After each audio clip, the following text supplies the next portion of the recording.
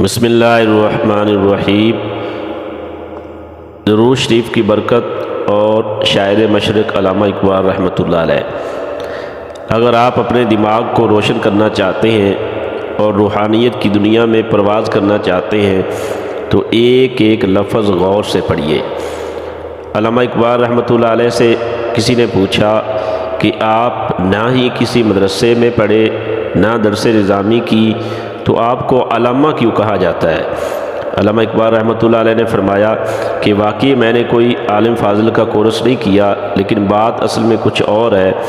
فرمانے لگے کہ دنیا کی مجھ پر یہ عزت دینا اور میرے کلام میں یہ اثر اور میرے قلب و روح کی یہ تازگی، یہ سب رسول اللہ صلی اللہ علیہ وسلم سے والہانہ عشق و محبت کی بدولت ہے، اور یہ سب تب ممکن ہوئی جب میں نے رسول اللہ صلی اللہ علیہ وسلم پر درود پاک پڑھنا شروع کیا۔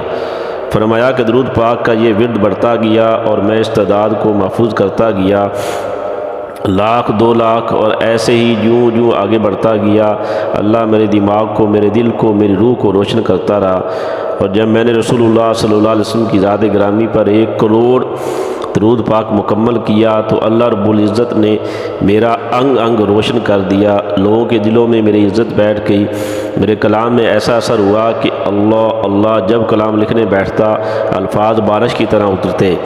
اس کے بعد علامہ صاحب درود پاک تواتر سے پڑھتے۔ بس یہی راز تھا جو علامہ محمد اقبال رحمۃ اللہ علیہ نے ہم پر آشکار کر دیا۔ اللہ تعالی ہم سب کو بھی درود شریف کثرت سے پڑھنے کی توفیق دے، آمین یا رب العالمین۔